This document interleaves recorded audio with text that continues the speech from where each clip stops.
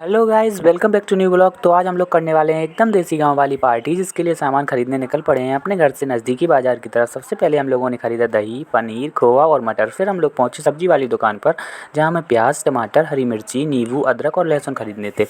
फिर हम पहुंचे मसाले वगैरह खरीदने, जिनमें खड़े मसाले, मैगी मसाले, कश्मीरी मिर्च, पनीर मसाले वगैरह खरीद के हम घर आ जाते हैं। अब बारी थी प्याज टमाटर जैसी सब्जियों को काटने की। इस महत्वपूर्ण काम की जिम्मेदारी बिट्टू ने अपने मजबूत कंधों पर बड़ी सहजता से उठा ली। साथ ही साथ मिर्ची अदरक को कूटने का जरूरी काम मैंने स्वयं बड़ी जिम्मेदारी से किया। टमाटर जो मार्केट में 200 पर केजी मिल रहे थे, उनको इतनी बेरहमी से कटता देखकर मुझे ऐसे दुख हो रहा था जैसे छुरी इन टमाटरों पर नहीं बल्कि मेरी गर्दन पर चल रही हो। अब बारी थी रामू भाई साहब द्वारा लाई गई नई हेवेल्स की मिक्सी की, जिससे हम प्याज और टमाटर पीसने वाले थे। अब बारी थी पनीर को छोटे छोटे टुकड़ों में काट डालने की, और इस महत्वपूर्ण कार्य की जिम्मेदारी दी गई हमारे सुशील बब्बा को। सारा कुछ काम होने के बाद अब प्याज को भूनना था, क्योंकि पनीर का taste is directly proportional to प्याज और मसालों की भुनाई। फिर हम लोग सारे मसाले, जिनमें पनीर मसाले, मैगी मसाले, हल्दी, लाल मिर्ची का पेस्ट बना के प्याज में डाल देते हैं। फिर धीमी आंच पर बड़ी बारीकी से मसालों को भूनते हैं। फिर पनीर का कलर मेंटेन करने के लिए डाली जाती है उसमें कश्मीरी मिर्च और साथ में थोड़ा सा खोआ।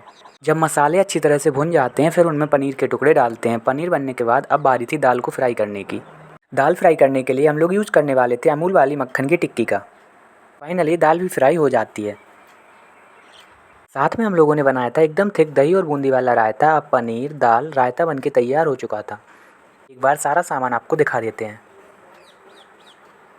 अब हम लोगों को बनाने थे गक्कड़, एकदम देसी स्टाइल में चूल्हे पर। गक्कड़ बेलन को बिना यूज किए केवल हाथ से बनाए जाते हैं। बिट्टू जो गक्कड़ बना रहा था और सुशील बब्बा चूल्हे पर गक्कड़ सेक रहे थे। मैं सस्ता ब्लॉगर इन दोनों लोगों की प्रतिभा को अपने घटिया फ़ोन में रिकॉर्ड कर रहा था। सारा खाना बन के तैयार हो चुका था, जिसे खाने से पहले मैंने सोचा आप लोगों को दिखा देते हैं। चलिए अब बाइट लेते हैं, क्योंकि खाने को देखकर मेरी सलाइवरी ग्लैंड हाइपर सीक्रेट होने लगते हैं। खाना बहुत शानदार और अतिरिक्त स्वादिष्ट बना है। अगर ब्लॉग आप लोगों को पसंद आया है तो वीडियो को लाइक और चैनल को सब्सक्राइब करना बिल्कुल भी मत भूलिएगा।